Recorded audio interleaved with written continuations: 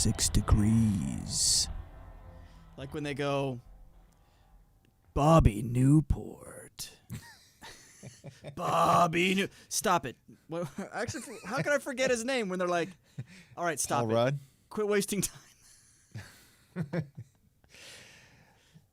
They do it like 30 times, and then he chimes in one last time. All right, knock it off, Gary. You're wasting time. It never gets old. All right, let's say with Patrick and Josh. Whoa. Now you say it. Hold on a second. Your voice just got off. It was synced up. Now it's not. It's all right. I know that it works in the thing, so. Yes. Do you want me to say that again? Because now if we're going to layer in those Logic files, I could sync it. Yeah. Yeah. All right. So welcome to 306 Degrees with Patrick and Josh. Patrick and Josh. I'm the hype man. Wait, so are you the douche or what was the other guy? Hey man, there's no need for name calling. What was the other guy? How come I get in this Ira, crazy Ira and the douche. How come I get in this podcast and I forget everything? I want to make a correction as we're starting. Hold a second. Before that, back up. Welcome everybody. Another week of Patrick and Josh talking about all of the needs of the world, i.e. 90s alternative rock, other things, music, other topics, and some sitcoms and things. If you're listening to this, that's on you. I like that tagline. If you're listening to this, that's on you, brah. We got to add brah in there. I need my drink. So I have a correction from week 1, which was the Eddie Izzard stand-up I like is not Circles. I like Circles, but it's Dressed to Kill is my favorite. I want to make a note of that. Dressed to Kill.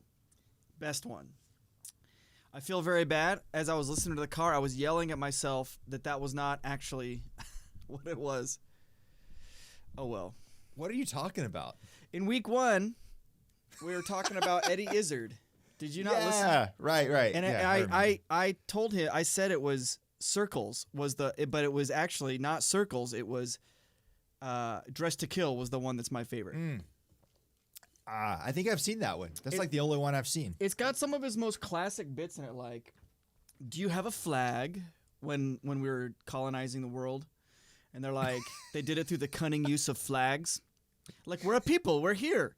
Well, do you have a flag? Well, no. Well, it's ours then. We have a flag.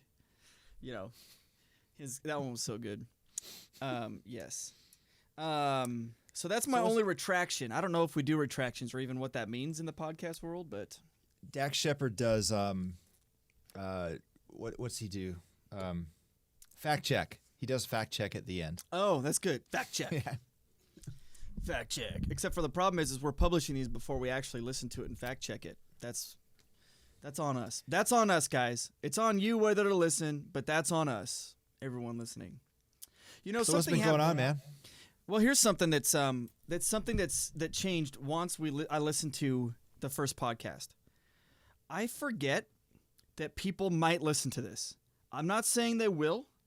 They might. But if someone does listen to it, I'm thinking like, oh, wow, there's a viewer that's going to be listening or watching this. Whereas it's kind of always thought this when you and I talk, we're like in our own mind world, you know, like we just get in our own fixated world. And that's okay because that's how we've always communicated. But now I'm like, oh, People are listening. So maybe, you know, acknowledging them once in a while is good. You know, like, hey, in the comments, what do you guys think about Nevermind? Because people might comment. I was thinking, so on Instagram when people do those polls, and they're like, "What should I post about?" Yeah, we could do that. Like, what do you want us to talk about? And then all 7 of them. Yeah, here's the thing. Actually, because there's been 7 downloads doesn't mean there's actually 7 people listening. Yeah, that means 7 people downloaded it, started listening to it, and then immediately put it in their trash bin. I mean, that's what it means. I'm okay with that. Here's a good starting topic. We both, without being coordinated, we both decided to wear gray shirts with a single white colored statement on it. You want to expound on what yours is and what mine is? This happened accidentally, audience of 7. Well, I don't know. Now that I have to address it, I might not be entirely sure what it means. It's just a shirt that Mac wears on It's Always Sunny. He wears it a lot. He wears it a lot. Yes. It says Riot. Yeah. If you're not watching the video. By the way, if you want to watch this on video, we have a YouTube channel. Ooh. You can look up 306 Degrees. Good plug. And if you're watching this on YouTube, this is available on all major podcast formats, including Apple and Spotify. And we're also available to plug your products, just like we plug our own. Like this off-brand flavored water, La Belle Vie. This is off-brand silver energy drink. It's just called Silver Energy Drink. It's like in sitcoms in the 90s before they realized they could do product placements. And they'd be like, here, let me take a drink of my beer. White. It's like a white can with just beer in black letters. This stuff's really good. I mean, I got into where in the pandemic I was buying like huge cases of Red Bull from Amazon. And then they're like, hey, you might also like this. It's like Amazon brand energy drink. And I was like, oh, yeah. And it was a third of the price. It was like literally the difference in $45 and like $15 for the same amount. So I tried it. Do you think Bezos personally has tried those? No. Yeah, I do. I think he drinks them. I guess so, too. I was trying to think of which bodily fluid he might be making them with. Okay. We'll take that out. But here's the thing. They're delicious. They're so much better than Red Bull. It tastes like if Mountain Dew had the caffeine content of Red Bull. That's pretty good. I like these better, too. They're from Aldi. Maybe we can get an Aldi sponsorship. That'd be pretty cool.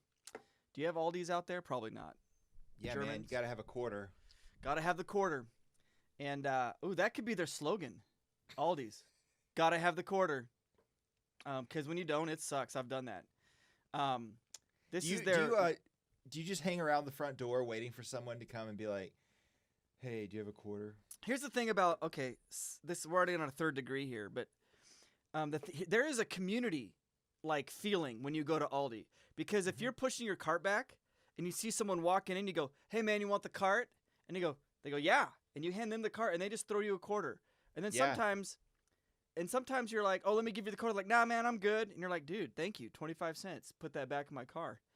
So do you ever go through the carts, like the carts that are in the rack there at the front, and go through and try to find quarters that people have left in the cart? Well, they can only do that on the last ones because they all link into each other. So the last cart, sometimes they'll leave it. And sometimes when I'm feeling really quite gracious, I'll leave my cart and leave the quarter in it. It didn't occur to me that people were doing that intentionally. I was always like, you idiot. You idiot. Now I can buy 25% of something worth $1, i.e. a quarter. So anyway, this is their LaCroix version, and it's way better and way cheaper. Because LaCroix is, let's face it, it's way expensive. This is every man's French-based titled sparkling water. Okay, so back onto our first degree. Ooh, that'd be a good way of categorizing. We're back on the first degree of what shirt. My shirt. Oh, yeah. My wife bought me when we left Denton as a remembrance. This is the zip code of Denton, Texas, where we both went to school, University of North Texas. And I love this shirt, but I don't wear it very much because, like when you got a good shirt, you don't want to wear it too much because then it doesn't last as long in your life. So I do like it. It's also a little bit too tight, so I don't really wear it a lot, especially post-pandemic when I'm, put on a few little pounds, hanging around. But this is one of my favorite shirts. That doesn't ring a bell to me at all. The zip code? Is that the only zip code in Denton? 7620. think so. 76207. What was the area code in Denton? For the phone, 940. That's right. Yep. Yep, I just gave that up a year ago. So I'm officially cut all ties with Texas. And after being here for 3 years, I finally got a Nebraska driver's license, which you're supposed to do within 6 months. So it's like, Hey, what do they do? What do they do if you don't? You know, because I think every state has that rule. You got like 2 months or 6 months to. I think you can just get a fine. But Never it's heard kind of of that. dumb, though. I was always afraid I'd get pulled over and get fined for it. I was driving around like a wanted man just because my license wasn't from the right state. I'm a rule follower, in case you didn't know that. So those things live with me. All right, so question for you. Let's get on degree 4. Pop a question to you. This is out of 306, right? Yeah, we got a few to go. All right. We got a few to go. We're going to burn through them pretty quick, though. Can I say something about the rule following real quick? Yeah, sure. How many times have I called you from the Walmart parking lot complaining Oh, my gosh. about the people going the wrong way in the parking lot? I think you call me every time you're in Walmart and Mhm. any time you're in a Walmart parking lot. Yeah, I get so angry about that. Yeah, it's true. I that angers me, too. All right, number 4. All right, number 4. Let's get on a music topic. What are you listening to? What do you want to talk about? I'll let you kick off the first degree because we know I'm going to talk This about is- Beck because I'm on a real Beck thing right now, and I know you This are is- too because me. But Yeah, this is where it would have been helpful to do a little bit of prep and research. oh, like what? We don't need research. I don't know, like think about what I'm listening to. Oh, You know what I'm listening to? I'm listening to podcasts. You tell us, and then I'm going to look up on my phone to see what the last thing I listened to was. oh. What have I been listening to?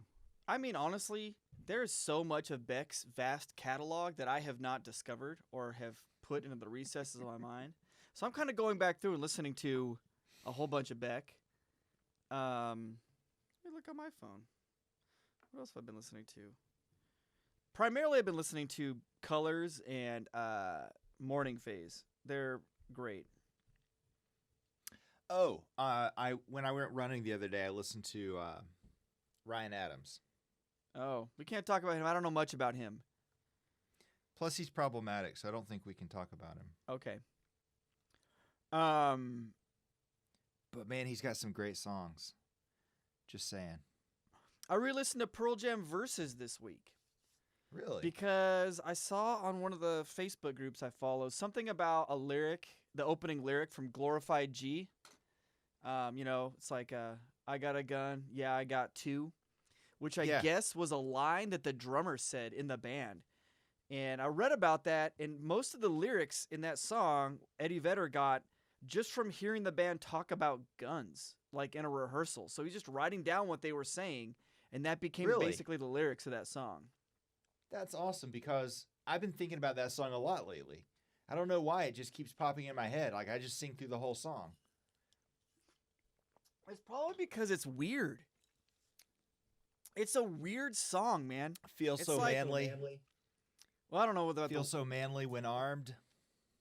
Yeah, it's like you got this like Lydian kind of theme, this like really quirky little Lydian guitar part, and you hear him talk about it. It was basically like McCready was like, I came up with this riff, and I showed it to Stone, and then he came up with a totally different riff, and then that's that's what we did. Like it's two Stuck separate, them together. completely opposite. Not opposite. They're both obviously in the same key, but it's like, Mike I think is on the left. I've never been able to pinpoint. I could probably just literally just do a Google search and figure out who's left and who's right because they pan them out so that one guitarist is on each side. And like McCready was like, I think he was going dun dun dun dun dun dun dun dun. There's like a part doing that, and there's like the one that's like like that kind of weird line. And then the bass. This is no joke. The bass then plays a flat 3. It's like playing the root do do do do, and then it plays up to like a flat 3, I think. And I'm like, what is happening in this song? But it works. It works in such an unusual way. You know what I mean? It's baffling. I don't think there's anything that doesn't work. I don't mean to be flippant, but I really think that you could give me any sort of group of notes, and I could build something out of it. Yeah, but could you give them to Pearl Jam, and then it's on a record, and then millions of people go, "Wow, I like this song." We could write a ton of stuff that people don't like, I think, and do. Yeah. So I guess I mean no.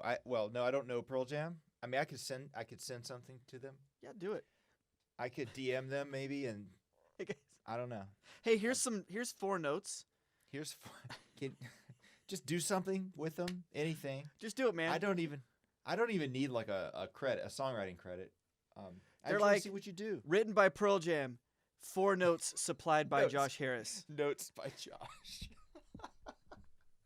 I mean, all right. So I don't know. I don't want to quote this person because I don't think I'm quoting them right. You know how when you remember things, you remember them wrong? Always. Always. So I heard this composer who's kind of prominent. You know her. Okay. You studied with her. But she said something in a master class once that I'm pretty sure I either misheard or misinterpreted or just kind of made it into whatever I wanted it to be to make myself feel better about myself. What I recall her saying was, if the form works for one person in the room, the form works. And I thought that was like kind of it was like one of those things that's like so simple it must be profound, so you keep thinking about it. And I think that's true, and it helped me through a lot of like feeling like not good enough, right? So I don't care anymore. If it works for someone, it almost always will work for someone.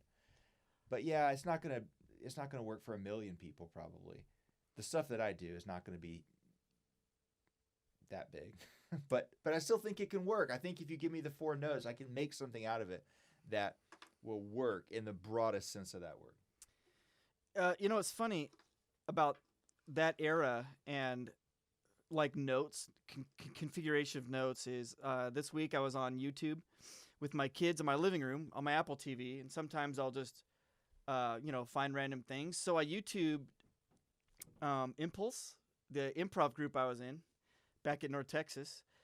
And so context for listeners at home, I was in a 5-person improv group based on some philosophies of Pauline Oliveros, but a little bit different than her, a little less improvisatory. We always called it more like real-time composition because we were 5 composers. So invariably, whenever we got together, we would start listening to each other and start adapting to each other, and then pretty soon we were like basically composing something in real time.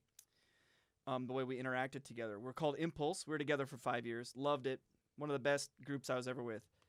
And it was 2 electric guitars, saxophone / cajon, which is kind of a funny combo. That's right. I forgot about the cajon. Violin and accordion. So pretty wide frequency range, and a lot of can get real high, shrill. Did some amazing stuff. And Josh wrote a piece called A Pensive Riot. That we Form performed. 1. A Pensive Riot Form 1. Oh, sorry. Did a Form 2 ever happen? No, I just needed those extra letters because it was an anagram of free improvisation. Oh, there it is. I never knew that. Yeah. So did you write us to do a free improv then? Is that really composing? Like, hey guys, I'm gonna write this piece. Play whatever you want. Joe Klein was always like, "Where's the score?" He'd like hit me up in the hall and be like, "I haven't seen the score yet." And I'm like, "There's not one." And I didn't realize he was just messing with me. Like, I thought he was really upset that I would call myself a composer and not produce a score. Anyway, go ahead. That's hilarious. My kids are on the living room. They're young, ages 6 and younger, 6, 4, and 3. And I put that on, and they all stopped. It's no joke. When we started playing, they're like, first of all, they're like, "Is that me?" They're like, "Is that you?" And I'm like, "Yeah, that's me, up there in the middle." And they're listening to it, and after a few minutes, I saw that they were interested, and then they went, "I don't like this." And I was like, "Yeah, I get that." Because it's like, we're like 4 minutes in, and all that's happened is some like accordion flaps, like not even notes, just flaps, and like guitar noises and stuff. And I'm like super into it. And I'm like, man, this is still really good, you know, all these years later. And they're like, I don't like this. And I was like, okay, I get that. Maybe someday you'll appreciate it. We'll keep playing it for them. Hey, But- what's the worst thing you've ever heard about a piece? What's like the worst feedback you've ever received? On my own piece? Yeah. That's a good question. I don't know. I feel like you've got something juicy though. I don't. There was this guy. He was a major in composition. He was an undergrad. He was a non-traditional student though, so I think he must have been in his 60s, right? Like he was already retired from some other career and went back to school to be a composer. And you remember how the 1180, 1190 students had to write journals about UNT faculty composers every once in a while? Well, he had just sort of picked mine. He wasn't in my class. I think that Joe actually sent this to me. He wrote about my piece, and I forget what piece it was. But he was like, this piece has no form. Was he And I thought right that was though? Was he right? What does that mean? Was there any Like, form? Well, of course there was form. I don't know. I've heard some of your pieces. Man, everything's got form. I don't know. It's- Yeah, that's true. It was like a really empty thing to say. But now if he had said the piece is very empty of content, I would have said, yeah, that's fair. So there's nothing going on in it, but there's a form. It's like an empty box, right? You wouldn't say an empty box doesn't have form. It's still a box. That's good. That's good. I don't know how you would delineate the walls of the box if there was no content, because music's not like a box and has a material edge. It's like the content's making the form. Did you see that video I shared? I posted in a thread you were in. It was a night court when Michael Richards came on, and he was an Invisible Man. Oh my gosh! I didn't catch that. I must have been. You know, when you're Facebook threading, you do it, and then you like go on with your day and you forget. I never forget, man. Wow. Anyway, go ahead. I got a problem. I'll have to look at that. I did like that. I did appreciate that night court reference, though. I don't know who that friend of yours is, but Yeah, that was good, wasn't it? I really appreciated that. I love night court. A lot of people don't know night court, and it's sad. It's sad that we live in a country that doesn't know night court. I know. So what happened? I'll just tell for the listeners who don't know. I posted a picture. It's an Annie Leibovitz picture of the cast of Pulp Fiction, and from way back when they were much younger than they are now. And I just posted it and said, "Who would you tell your kids this is?" And one of my friends said, "It's the cast of Night Court," and he nailed it. It was great. Yeah, character for character. You know what I mean? You had a bald white guy, Bill Shannon and Bruce Willis, good combo. Yep. You had the one woman of Uma Thurman and Christine Marquis. Taylor. Yes, that's right. What's her name again? Biz Markie? No, Markie Post. You got me. Yeah. It's been a long time since I've thought about her real name as a person. Christine Taylor, right, is the character's name. This Is it really? Yes. Christine Taylor is Ben Stiller's ex-wife. Oh no, Christine. I forgot it. Anyway, All right. Harry- Who else? Give me the rest of Night Court. Harry Harry was Harry Anderson. obviously Tarantino because he's like the leader. Yeah. Samuel L. Jackson, Mac. Mhm. Harry's sidekick, Mac, and then who's the other one? There's one more. Oh, Travolta as Dan Fielding. There it is. That's pretty much the main Dan- cast. Wait, who's Larroquette? Did you say him? Yeah. Oh, Who's Dan that? Fielding. John Larroquette is his name was Dan Fielding. That's in his the character. show. I don't remember the characters' names. Yeah, I don't know why I'm remembering the characters' names more than the actors at this point, because things Yeah. are all a jumble up there. But Well, I got like Bull. I didn't know Bull's real name. What's his real name? Richard Moll, Moll. Oh, okay. I was way off. What did you think it was? I thought it was something Shannon. Bull Shannon is his full name. The Oh, character's that's his. name. Oh, okay. All right. Oh man. Anyway, have you ever thought that's an about old this? show. How weird it would be to an actor? Because to us, like when I look at It's Always Sunny, they are their act. It's no longer Danny DeVito. It's Frank. Although one of my favorite Frank moments is when they're doing the team dating thing, and he's like, "Let's start simple." He starts a little side group with Mac and Charlie, and they're gonna go out and they're gonna team date. They're gonna do it right. They're gonna have a rapport. And he's like, let's just start simple. Let's just do our names. And he walks out and he goes, "Hi, I'm Frack," and he has a whistle to blow it when it's like calls it off. He's like, "Hi, I'm Frack," and then they all walk back in instantly. "Hi, I'm Frack." So good.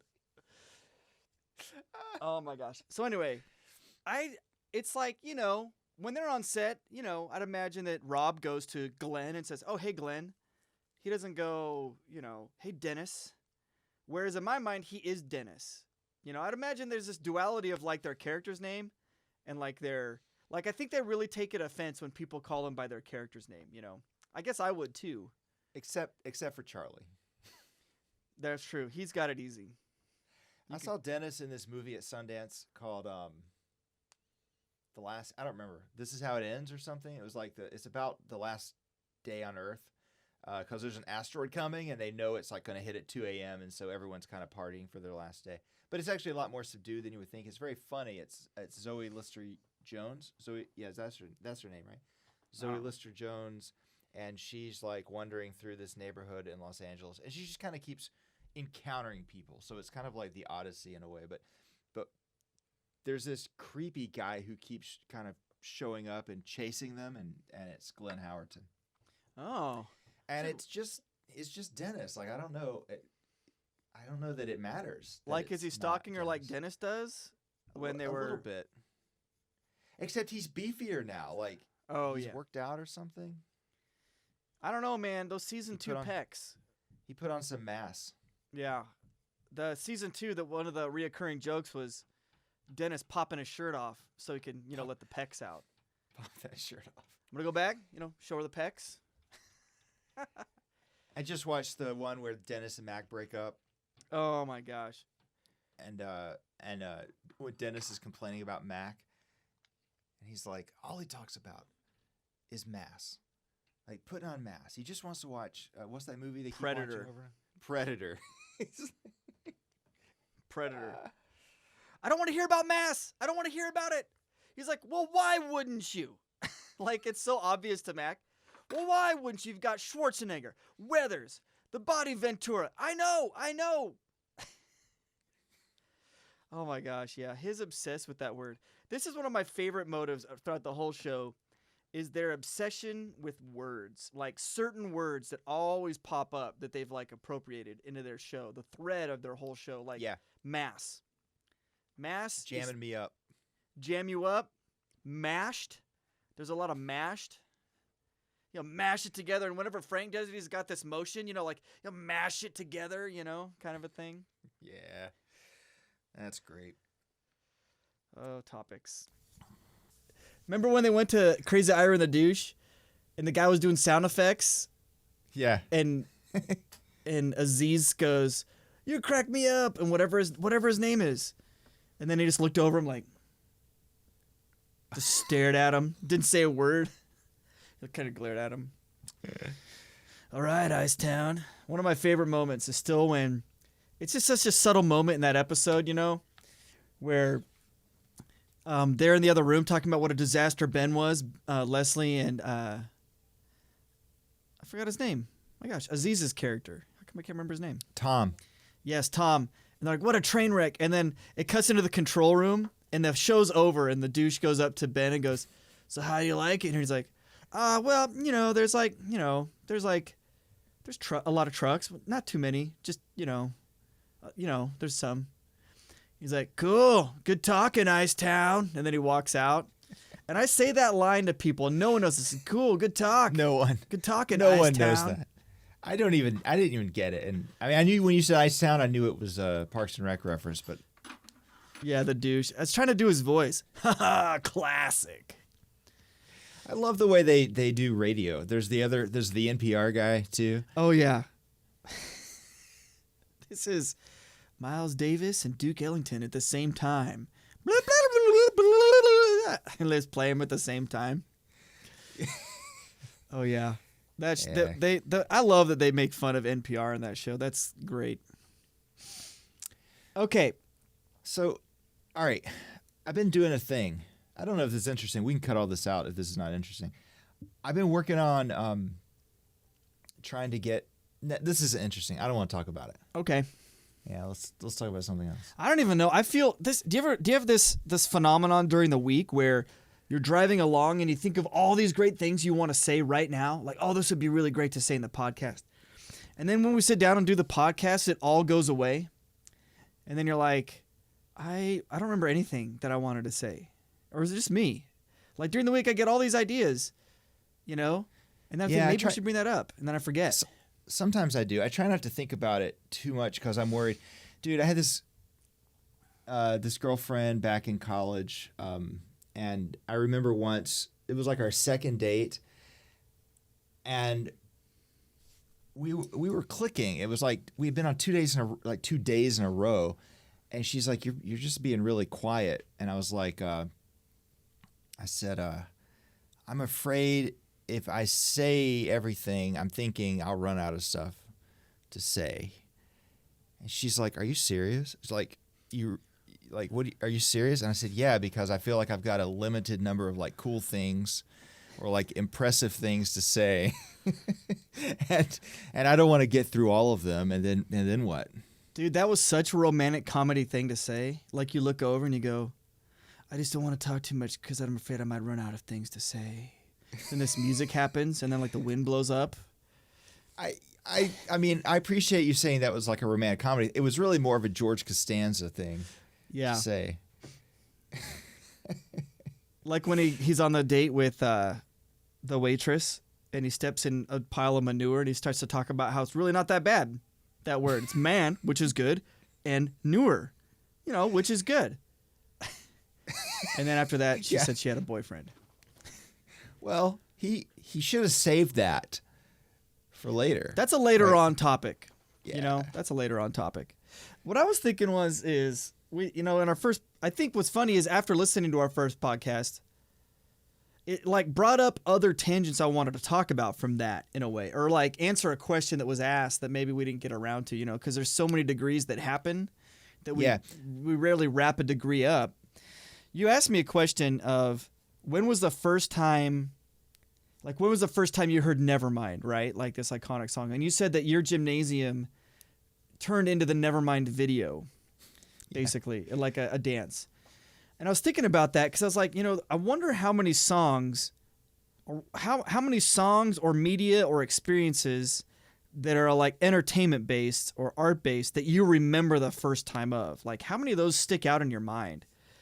Like, because I'm like going through my memories and there's a few. I only have a few where like something really blew my hair back so much. It was like this is an awesome experience. This is very exciting. I'm very I don't mean to stop.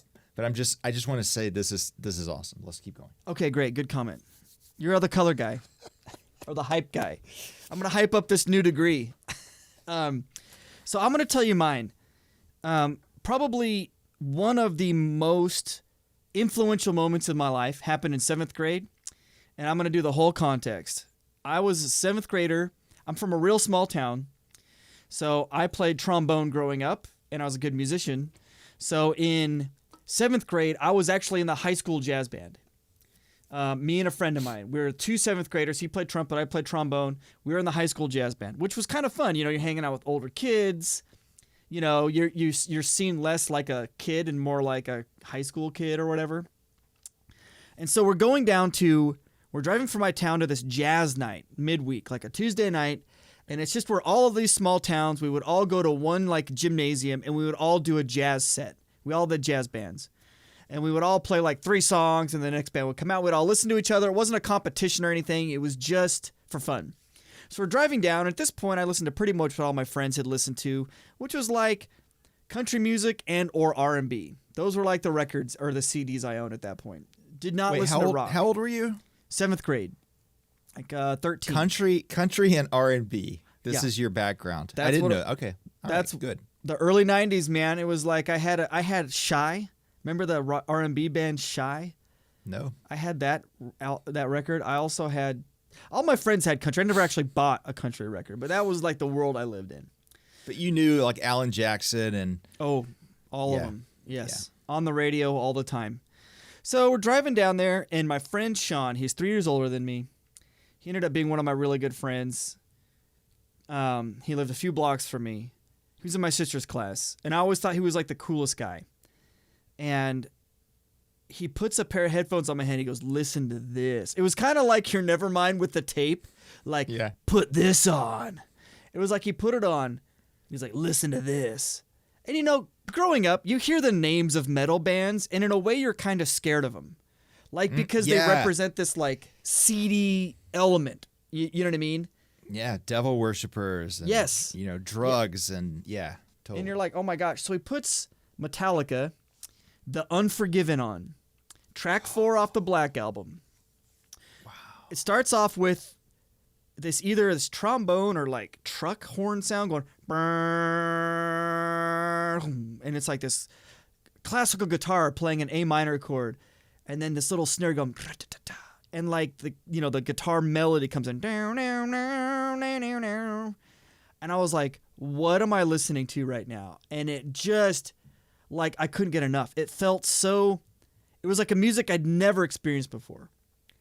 And I was like, this is Metallica? All these years I thought it was like only like burnouts and like druggies or like whatever. I always see Metallica, like tattered Metallica shirts and like people like I would never associate with coming from a small town.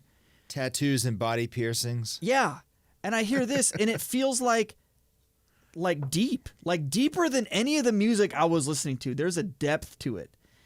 And oh man, it blew my mind. I was like, this is Metallica. And from then on, I was like, no more. I threw out all my I didn't throw them out because I don't know. I put them in a drawer, all my CDs. Like whatever, 8 CDs I owned that were all terrible. And I started out with the Black Album. And then I bought Justice. And then I bought Puppets. And I remember each album I'd save up and buy was like a whole new experience, you know. And that was when I got really into Metallica, and that was my gateway to grunge because I hadn't listened to it at that point, not until later. And then I discovered Nirvana and Alice in Chains and Soundgarden, and it just like blew up my world. Was that one song? Was that one moment? I remember it. I remember where we were on the road driving. I remember how dark it was. I remember we were wearing our blue satin jackets that said jazz band on it. It's not even a joke. I'll send you a picture of those jackets and you can overlay it right there. Okay. And it was just, I don't know. It changed my life. It honestly changed my life. And from then on, the thing I liked about Sean is, I think more than anyone else in my life at that time, is like he and I would sit down and listen to the Black Album. And the Black Album is, we haven't gotten on this yet. And I don't know how much you know about the Black Album. It is, the production of that album is hands down my favorite produced album of all time. Like, everything sounds so perfect and so deep and so rich. Like, I remember Bob Rock going, well, there was no bass on Justice, so we're going to really make the bass sound good. And dude, the kicks and the toms were so freaking in your face and deep. Yeah. And it just was sonically a perfect album. And like, I remember it'd be like Saturday morning, and I'd be like, what are you going to do? Oh, let's go up to Sean's house. They had a Sony hi-fi system. Their hi-fi system was better than mine. And we would go up, and I remember we'd sit right between the speakers. We'd turn it up, not too loud, but loud enough where there's some bass frequencies coming out. You know, you're feeling the full spectrum. And listen to that whole album, like top to bottom, and be like, did you hear that? Did you hear that cool guitar part? Or did you hear that? And like pointing things out. It's like the first time I like analytically listened to something was the Black Album when I was in, you know, junior high and stuff. It was like really forming for me of how it was like, I was never taught to experience music in that way, like analytically, you know, and it's changed how I listen to music, you know. I don't know. That was a big moment for me. Probably the biggest musically. Your town sounds like it was a movie. Like the Footloose town?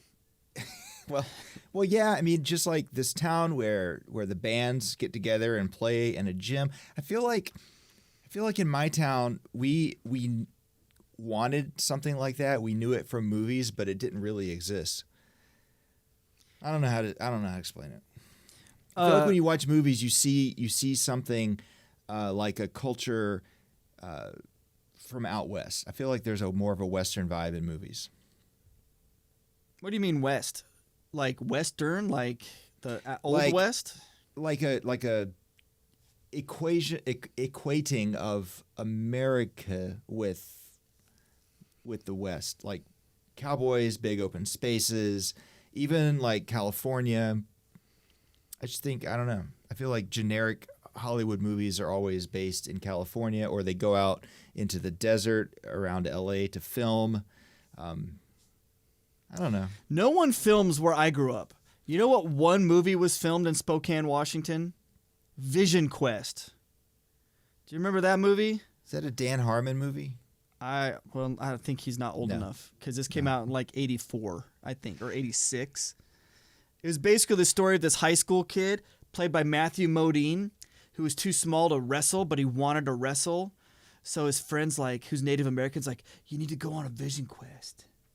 And then he Oh my does, gosh. and then he wrestles. Yeah. And it Well, takes no, place it's- in Spokane. It's shot in Spokane. There were restaurants that I would see them shooting at when I growing up, which was a big deal because there's no places that are famous in what we call the Inland Empire. Inland in Washington State, there's no famous. I think Craig T. Nelson is from Spokane. That's all we got. But like, you've seen Stranger Things. Don't they have like a band, like a school dance with a live band? We never had that.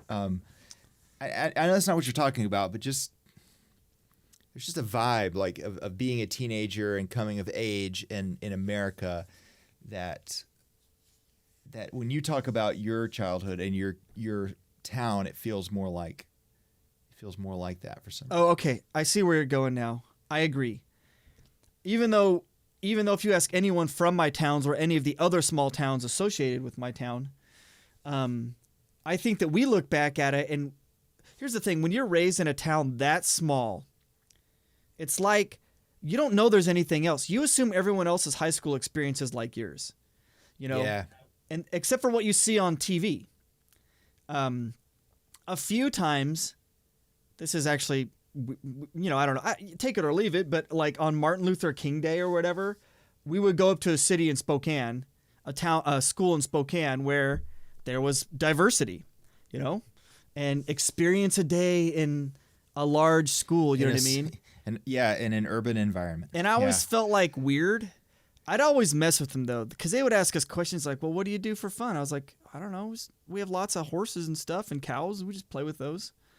And they're like, really? And I was like, no, you idiot. We come to Spokane where you live and watch the same movies you watch. Like, I probably know Spokane almost as good as you do because that's what we do. We come up here, we go shopping, and we watch movies, and but yes. If you want to see Charlotte, near where I grew up, you got to watch Shallow Hal.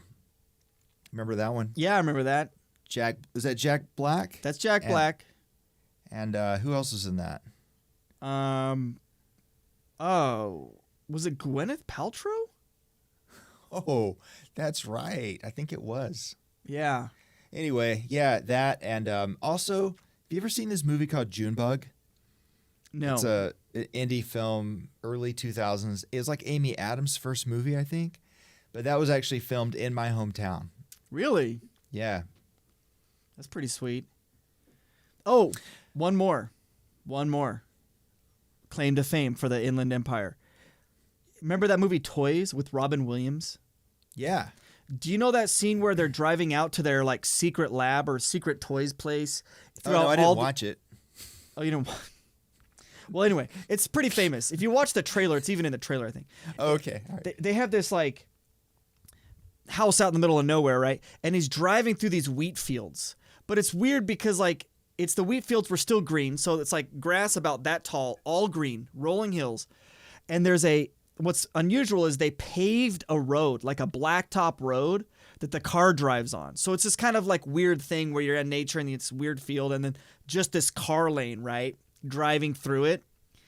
That was filmed in a town near where I grew up or in the farmland.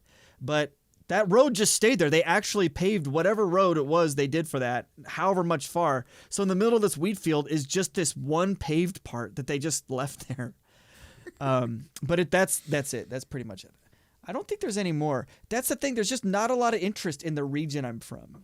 Yeah. So like, we didn't have like, I mean, the good thing is that Spokane was at least a tour stop for a lot of big shows. So I got to see a lot of good shows growing up because I'd at least still stop in Spokane. But Seattle was too far for that. Seattle was a 5.5 hour drive, so we'd never go to Seattle to watch a show. I did go to a few shows at the Gorge at George. George Washington is this town of like, I think 1,000 people or less in the middle of the state, almost right in the exact center of the state, is this huge river called the Columbia. Kind of divides the state. And there's a town there called George, and right next to it is where the Gorge at George is. And it's literally like a huge amphitheater on the cliff. Like people have fallen off of this thing and died. But I like how you use that as a litmus test for is it real? Is this a real place? Have people fallen off this and died? Have they? If they haven't, it's not real. Okay. Right. No, but it's more famous that like Dave Matthews Band infamously loved this venue, and like when they would tour there, they would do like a 6-day stop, like 6 nights in a row at the Gorge, and they'd sell out every night. People would buy tickets. Like one guy would buy tickets for all the nights and camp there all week and watch like 6 shows. Remember the cult following that Dave Matthews Band had in the early 2000s, like. Because they had a real jam band kind of thing, and people wanted to go to every show because they were different. Yeah. I had some friends like that, and they would go and stay there for however many shows they were doing. I did see Dave Matthews Band at the Gorge. It was awesome. I'm a big fan. I didn't follow him, but I mean, I was a big fan. And it was only like in the last 5 or 10 years that I realized that they had a reputation for being like frat boy band. Oh. Which I didn't know that. Like, people like to be snarky and make fun of them, but whatever. Dude, speaking of dating us and going back to my junior high years, I remember specifically my friend Aaron and I growing up had a very passionate and vibrant argument about who the better harmonica player was. The guy in Blues Traveler or the guy that plays a solo in What Would You Say off Dave Matthews Band. Yeah, I know where this is going. And then, of course, it's before the internet, so that stuff wasn't readily available. You couldn't just Google it. We argued, and I liked Blues Traveler better. I thought he was the better player because his name was John Popper, and he started this band Blues Traveler. Because his name was John Popper. And then we looked in the liner notes for Dave Matthews Band Under the Table and Dreaming, and guess who the guest harmonica player? John Popper. Same guy. We're both right. So it turns out we were both right. I was one of the few people that loved Blues Traveler, believe it or not. Yeah, I loved them. their sound. Until they ripped off Pachelbel's Canon, and that was like, what? Did they legit do that, or did they just rip off the chords in one of their songs? What's the difference? Is that the song that's at the end of Kingpin? Man, this is like degree 100 right here. Is like making a John Popper reference and then referencing Kingpin. We're moving through these exponentially. Kingpin. I don't know, but what's the song? It's the chords from Pachelbel. Yeah. But when I was like, it's the hook brings you back. Hook. When I was like 15 or 14 or however old I was when I heard that, and it was like one of the first times I made that connection between like, oh, this is the same chords of another song. Yeah. And I was disappointed. I was like, that shows a weakness in songwriting that you couldn't come up with your really with your really own John chords. Popper. You're all going back to Pachelbel? Give me a break. I really did think that though. I think I did lose respect for Blues Traveler because I feel bad in retrospect. I was obviously a snotty idiot kid. I wasn't snotty. I don't know why I said snotty. You guys 14. heard about that Blues Traveler band ripping off the Canon? Idiots, savages. You know who else? Yeah, and it wasn't long after that I realized that Beach Boys song sounds exactly like "Sweet Little 16." I don't know that one. By Chuck Berry. Oh yeah, Surfing USA. That was apparently that was a court case where Chuck Berry sued the Beach Boys and won. So now Chuck Berry has a writing credit on Surfing USA. Yeah, it's the same melody and chords and everything. Oh wow. I have two stories with Pachelbel Cannon's chords from the same era, believe it or not. One is, this was no joke. Were you ever in pep bands growing up? Like, Yeah. Again, going back to my idyllic small town, because our high school band was so small, high school band technically started in 8th grade. Mm-hmm. But in 7th grade, we started learning pep band songs just so we'd be ready for high school band. And we had a pep band version of Pachelbel's Cannon called Cannon Fire with an exclamation mark. And I remember being really moved by the chords. This was really before I knew who Pachelbel was. Like, I didn't know classical music growing up. I still don't know who Pachelbel is. Yeah, he's a guy. He's dead. The only piece I've ever heard by him. I think I've heard another one. Nope, you're right. Just the one. But that chord progression is really a special one. I mean, if you really think about it, it's moving.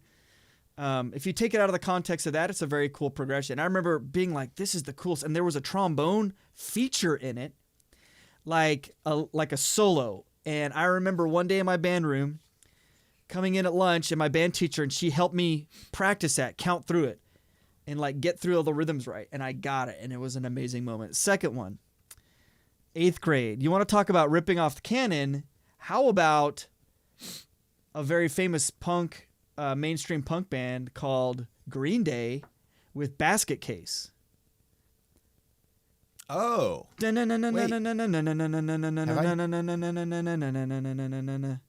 not completely there, but it's mostly there. Isn't it just circle of fifths though? I mean, that's what makes the progression so cool.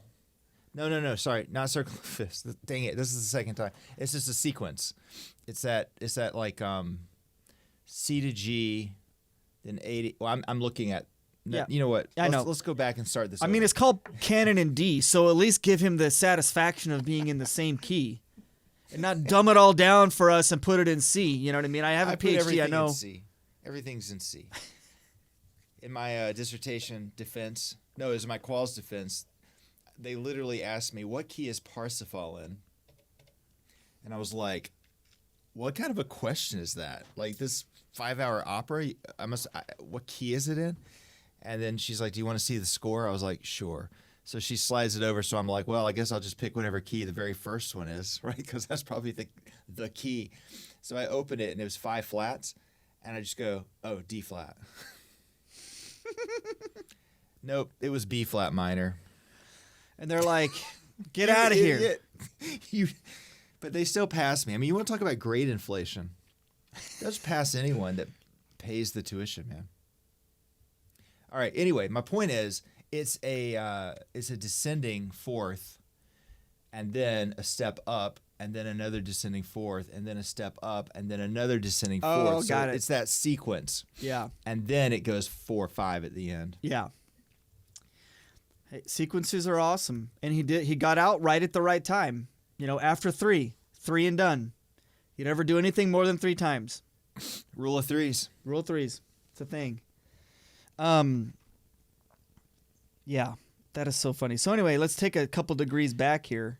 Back to Dave Matthews. No, what were you going to say? Oh, I wanted to go back to Metallica. Oh, go back? Yeah, let's do it.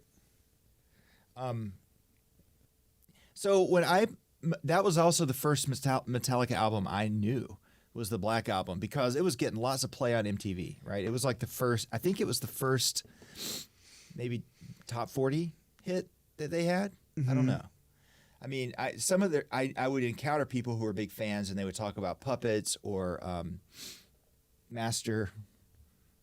Is that a different one, or is that the same? No, one? it's Master of Master Puppets. Of Puppets. What's the one with 1 on it? That's Justice for All. Yeah, people talk. That's the one with the lady on the front. It's Lady Liberty, who's blindfolded. Yeah, that's right. She's blindfolded. Yeah. All right. Anyway, so the Black Album was the first one I ever knew, and it was like Inner Sandman, right? And Unforgiven, and what was the Nothing Else Matters. And I mean, I had a similar experience where I heard it and thought, well, this is nothing like what I thought Metallica was going to sound like based on the T-shirts. Yeah. But I was into Guns N' Roses big time at that time, and then they toured together, And so I was Yep. like, well, hey man, if Axl tours with them, I'll give them a listen. If Axel gives them a pass, I mean, how bad could they be? Yeah, but you know, speaking of bands that like you have a perception of based on their branding, Kiss. So growing up, man, Kiss was like we were not allowed to listen to Kiss. And in retrospect, it could only be because of their stage act, like their makeup and their outrageous appearance. Because like you said, we didn't have the internet, so we didn't even hear anything Gene Simmons had to say, right? Yeah. Like nowadays, if you're not going to listen to Kiss, it's because you know Gene Simmons is a dick. But back then, like I didn't even know. We just knew they had makeup, and they were scary looking. Well, then I had a friend in high school, and we were just driving around these country roads, and he was a huge Kiss fan. Like apparently Kiss had like the members all had these solo albums too. He had all of those. Like he had all the Kiss albums and all the individual members' solo albums, and he was just playing them. Dude, that music is so catchy and fun, but light. Like it's not even heavy. Yeah. It's just like pop music. I was like, what's the difference in this and Michael Jackson? Yeah, I'm you're being a like, little extreme. these guys are the devil, and they're like, I want to rock and roll all night and party every day. Rock and roll all night. And you're like, Dude. And then that's this other metal lame. band's like, pull out their guts, pull out their guts. And you're like, that is what I think of when I think of like metal, you know? yeah. Yeah. Anyway. It's so true. And those here's the thing, you know, if you start with the Black Album, and this is much of the contention of Metallica, almost every, you know, I'm on a bunch of Facebook groups. I try and troll the Metallica guys every time because it doesn't matter if there's any articles post Justice that has an article about anything post Injustice for All. So Black Album, Load, Reload, S&M, anything. The guys are on there and be like, pfft, they've been no good since Puppets. Right. You know, Even still, huh? and I Like Load and Reload haven't been integrated into the canon of Metallica yet. nope, it's not for these guys. For them, Metallica stopped in '86 after Cliff died. It's like Metallica was just 1980 to 1986, a 6-year gap, 40 years ago, and that's all Metallica is. So I always troll them, and with something. I always try and see what people write and kind of and bring it back to them. I want to say, so when do you think? So did Metallica sell out with the Black Album or with Reload? It was a double sellout. Yeah. The original sellout was the Black Album because it had a ballad on it, even though they've had other ballads, but this one had strings on it and was a real ballad. And the sound was different. They hated that because it wasn't thrash. They were coming out of the thrash stuff that they did all previously. Everything was like every song from Metallica in the beginning was just this. Palm muted eighth notes, and then other variants of stuff, which is awesome and very hard to do because James Hetfield, amazing guitar player, like still really hard to do. sit there and do this for 3 hours, downstrokes, and just sing over it is insane to me. Like, how has his hand not died?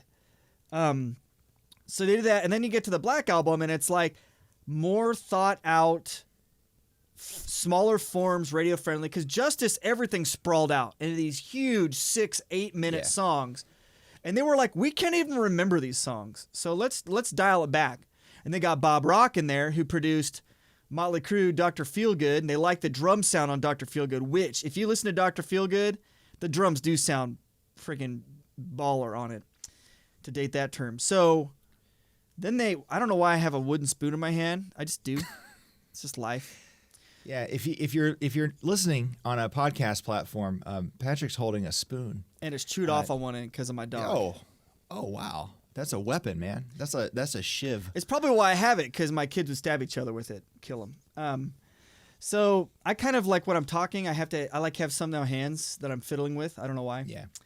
So when going back to that, the Black Album produced by Bob Rock sounds amazing. But it was a difference, right? So people kind of got used to that. They toured that album for like 2.5 years. Mm-hmm. And then they got back in the studio, and by then the grunge era had sort of come and passed. And like we were at like 95, so grunge like the last great grunge bands were kind of on their last albums by then. You know, like Alice in Chains, the one with the three-legged dog, that came out in 95.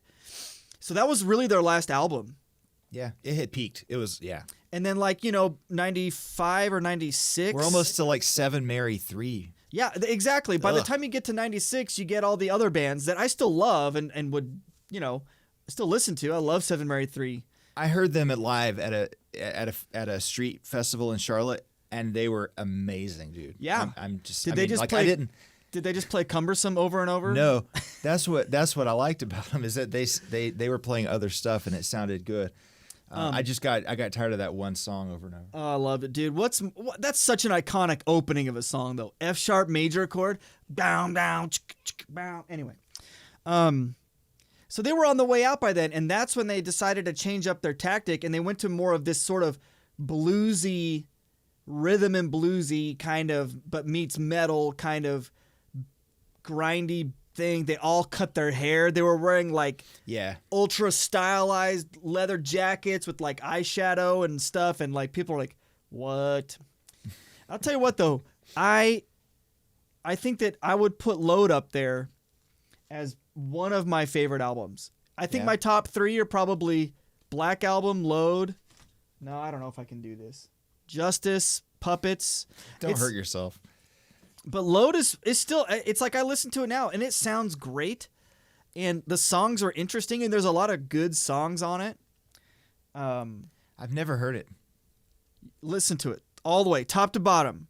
Load is a great album. I remember the excitement I was feeling when it was coming out. I was finishing my freshman year. And again, we say this about 1,000 times an episode. There was really no internet.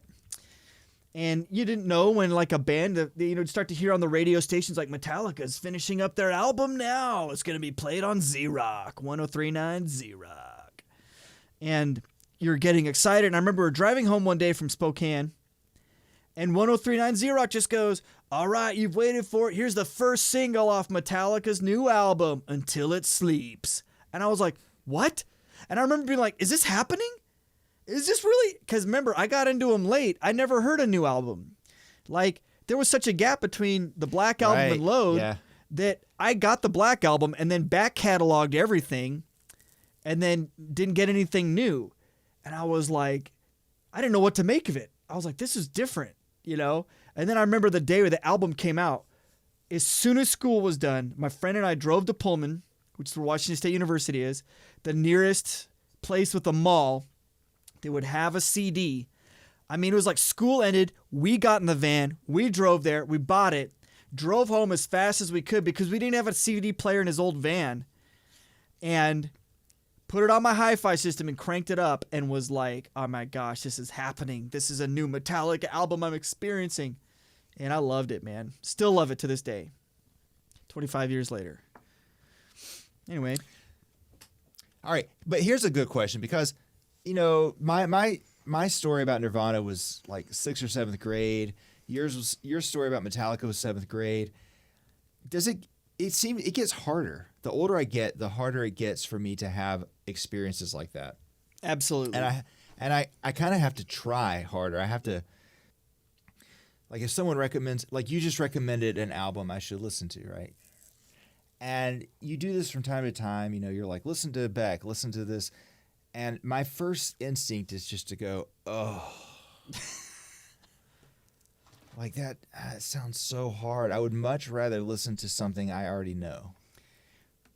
I agree. Do you do that? No, I agree, man. It's like when people show me things creative, even like other, because I do audio mixing, and they go, "Hey, listen to this song for me," and I'm like, ugh.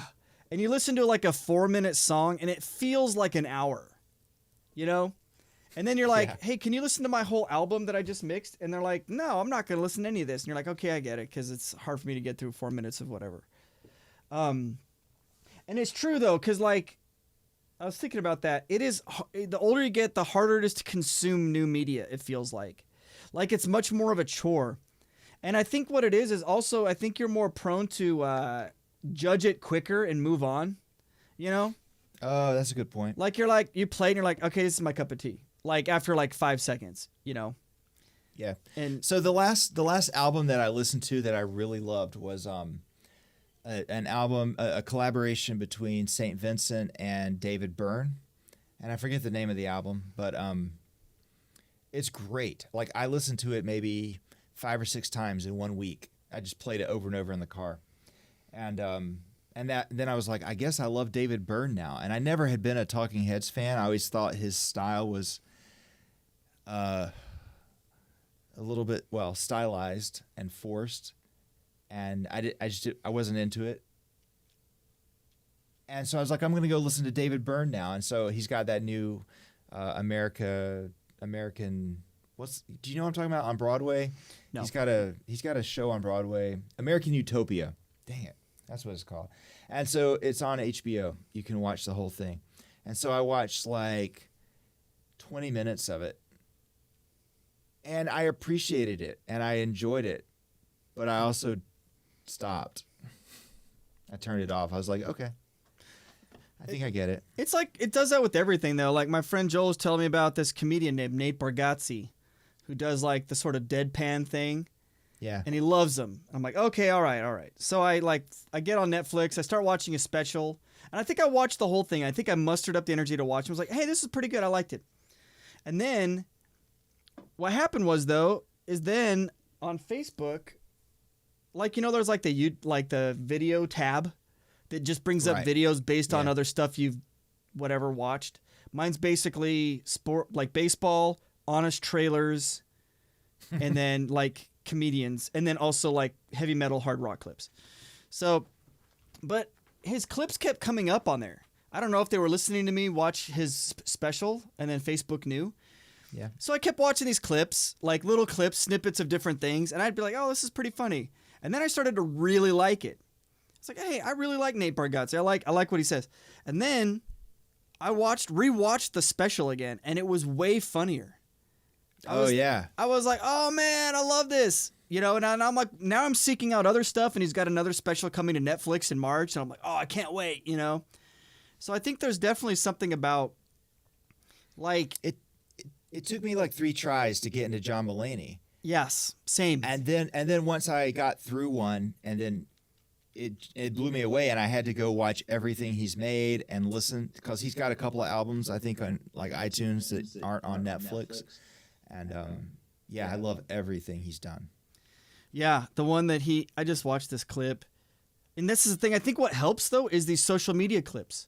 Because you're just in the middle of your feed, you'll see a Nate Mulaney, like a 3-minute or a 5-minute bit.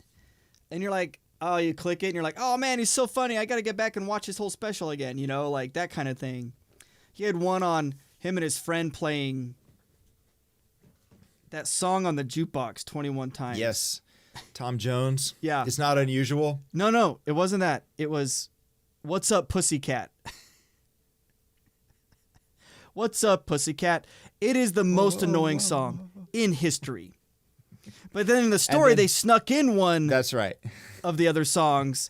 And he's like, you would not believe the amount of relief they felt. He's like, if you have ever thought, can you get a whole room of people to feel relieved and joy at hearing Tom Jones? It's not unusual. This was it. It happened. You have to play What's Up, Pussycat 6 times before that. Like he has this whole thing. The way John Mulaney does it. It's a great story. Yeah. And then, when I realized, actually, what got me into it was when I heard that he wrote all the Stefan bits on SNL. Oh, really? I was like, okay. Yeah, it was like I'd already tried his special twice, and then I heard he wrote all those bits, and I was like, okay, I'm going to try it one more time. And that's when it clicked for some reason. Yeah, like you had this newfound respect. Oh, he did the Stefan stuff? That's great. You know who I really like on like Instagram, who's got these little videos, these little 3-minute videos every once in a while, is David Spade. I haven't seen those. He is, oh my gosh, like I haven't thought of David Spade in years, right? He is hilarious. He's cracking me up. But the thing is, I can watch movies. Like I did the Sundance Festival virtually this year, and over the course of 7 days, I watched 25 movies. Mm-hmm. And it was hard. I mean, there were days when I was like, I don't want to watch another movie. But then part of me was like, no, you paid for this pass. Watch a movie every single block. So I'd be up till 2 a.m. and then I'd be up the next morning to teach. And then, from noon until 2 a.m. I was watching movies. And I liked all of them. I didn't get bored in any of them. I mean, if I watch a Marvel movie in the theater, I'll look at my watch and be like, "Are you serious? It's only been 30 minutes." Mm-hmm. Like they're still punching each other. But if it's a good movie, I can just watch it. And I don't know. I don't mind that. But something about listening to music is different. It takes a different kind of effort. Well, yeah, because you have nothing to do with your eyes. You're only using half your senses. I mean, I know there's more than two, but... So that actually gets me to the thing I was going to say earlier, and then I changed my mind and said, no, it's boring. I'm not going to talk about it. So now I am going to talk about it. I'm trying to learn how to make VR media. Mm-hmm.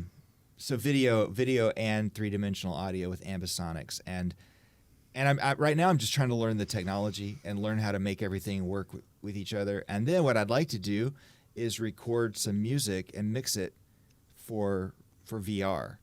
But you have to have the video component because I think you're right. I think I'm getting to where I need a visual stimulus to almost to parse or interpret what I'm hearing. Well, yeah, and it's like, think about the difference if you make a song and you put it on YouTube with some generic video, how much more traction it can probably get compared to like posting it on SoundCloud. Have you ever listened to anything on SoundCloud? Someone sends you a SoundCloud link and you're like, oh, I can't wait to consume this. But someone sends you a YouTube link and it's literally just the audio with like just the name of the song on it, and that's and you're like, wow, this is a good YouTube. No, I hate that. And the SoundCloud quality is significantly better than YouTube's audio quality, but you'll still choose YouTube every time. But like, I don't even care about a lot of video content. I don't care about highly polished. So like right now, I'm getting ready to make. Once I figure out the technology, the first thing I'm going to do is take my VR rig, which is just a little GoPro 360 camera and a Zoom H2n recorder that does ambisonic. And they kind of fit together on a tripod. I'm just going to take it out in the woods and just go 10, 15 minutes, right? And I'm going to hide behind a tree because the problem with 360 video is like you can't be out of the frame. Everything's in the frame, so you kind of have to figure that out. But yeah, I'm just going to do like these 10, 15-minute recordings outside, and then I'm going to watch them. And something tells me I'm going to watch them with the VR goggles on, and I think I'm going to be completely mesmerized by it without really any planning at all. Yeah, well, that's because it's a new stimulus. Yeah. I mean, I've never put VR goggles on. I have not done it at all. None. And I'm sure when I do, it'll blow my mind, and I'll think, why didn't I buy this Oculus thing earlier, or whatever. But Make sure you're sitting down the first time. Yeah, you see all the videos I've seen a lot of fail videos of people failing with them on, which is awesome. But yeah, I think might be the new stimulus. You know what I mean? Just like the first time you heard. Oh, sorry, I'm yawning. Like the first time you experienced, for me, what? Sorry, I'm tired. I did not have enough coffee this morning. Yeah. No, I think that's good quality content. It's quality. It's just the guy's yawning. Just kill him. Kill him. It's like the first time I experienced, John T. Harrison. John T. Harrison, professor at University of Birmingham. He's written a number of acousmatic England. pieces. Right, Birmingham in England, not in Alabama. Yes, Birmingham, UK. He's famous for his acousmatic music. That he was really one of the first guys to write this unsound sound dichotomy and his sounds were so good. Like he took the fidelity of it and blasted it out of the water. And then he created this thing called the Beast, which was a speaker system that was over 100 speakers where they could diffuse the sound around these hundreds of speakers. And there's a technique of diffusing the sound live where you're basically taking a 2-channel mix or a stereo mix and you're moving the sound around a room by moving a bunch of faders yourself. They can automate it through an 8-channel piece, and a lot of people do that now. But back in the day, they would just take a 2-channel piece and just the craft was diffusing it around the audience. And I remember, I think one time I got to hear one of Jonty's pieces diffused by him in an 8-channel system. It was at a music festival in Florida before it went under, the Florida Electroacoustic Music Festival. And I was sitting in the middle. I remember I go, this is the one Jonty is mixing. I'm sitting right as close to the sweet spot as I can. And I remember as soon as the piece starts, he was such a master of moving the sound around you. You didn't know what was happening. It was just a swirling mass of like, wow, I've never heard anything like this. And it was like truly mesmerizing, because that's what everyone wanted to be in that era of acousmatic music, was Jonty and his technique.